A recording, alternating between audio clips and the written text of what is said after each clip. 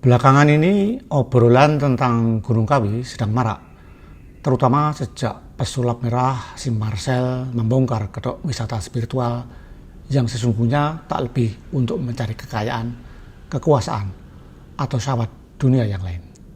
Gunung Kawi terletak di Kabupaten Malang, Provinsi Jawa Timur. Sebenarnya ada tempat lain yang tak kalah sensasional. Tempat itu berada di Kabupaten Sragen, Jawa Tengah. Secara kebetulan saya adalah anak kelahiran Kabupaten Sragen dan kemudian masa kecil saya dibesarkan di Kecamatan Sumberlawang. Nah, saya mau cerita nih tentang tempat wisata spiritual yang tak kalah sensasional dengan Gunung Kawi tadi.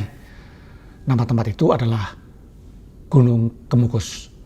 Tapi saya perlu menyampaikan sejak awal bahwa yang disebut gunung di sini jangan dibayangkan ya, berada di atas ketinggian di atas 1000 mdpl. Seperti Gunung Kawi yang mencapai 2500-an mdpl. Gunung Kemukus cuma 300 mdpl. Alhasil, jangan membayangkan suasana adem, dingin, syahdu. Alih-alih, wilayah Gunung Kemukus termasuk daerah tandus dan kering. Saya akan bercerita tentang ritual Gunung Kemukus melalui novel yang ditulis oleh F. Rahardi berjudul Ritual Gunung Kemukus, dengan foto-foto yang saya buat saat kunjungan ke Gunung Kemukus beberapa tahun yang lalu di siang hari. Begini ceritanya. Novel Ritual Gunung Kemukus kental dengan bau seks, tapi kesan yang tertangkap tidaklah sevulgar buku Muammar MK Jakarta Undercover. Buku terakhir ini lebih banyak mengeksploitasi seks sebagai bacaan dangkal, hanya mengumbar syahwat semata. Buku pertama mengupasnya dari tinjauan antropologis, ditulis dengan gaya dialog, dikupas habis dengan sudut pandang wartawan. Kebetulan saya kenal betul dengan penulisnya, F. Rahardi, adalah memang wartawan dan penyair. Cover novel digarap oleh Si Ong menambah kesan mistis dan sunyi. Novel ini mampu menghadirkan sisi unik dari ritual orang Jawa mencari srono untuk kaya, dengan ziarah di makam Pangeran Samudro dan Nyai Ontrowulan di Gunung Kemukus. Ritual diakhiri dengan berhubungan seks di tempat terbuka dengan pasangan yang didapat di tempat tersebut. Dan itu harus dilakukan selama 7 kali setiap malam Jumat Pon. Untuk menggenapi 7 kali ritual itu diperlukan waktu hampir 8 bulan. Sekedar informasi, dalam kalender Jawa, perputaran bulan terjadi setiap 35 hari, di mana jumlah hari kalender Masehi yang 7 hari itu bertemu dengan jumlah hari Jawa yang hanya terdiri dari 5 hari, yaitu Legi, Pahing, Pon, Wage, dan Kliwon.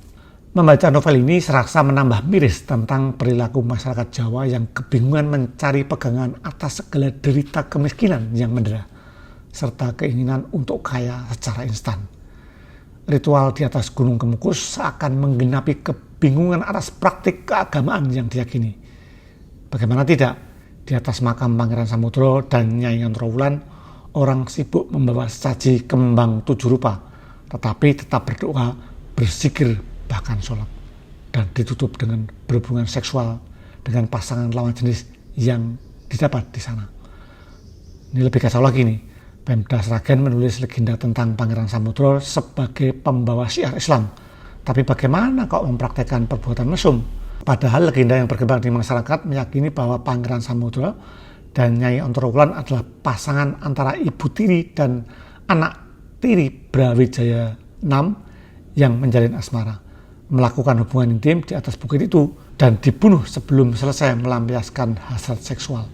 Keduanya dikubur dalam satu liang lahat, dan dari lubang kubur lalu keluar asap kukus dan terdengar kutukan. Barang siapa mampu menyelesaikan hubungan intim di sini akan terkabul keinginannya.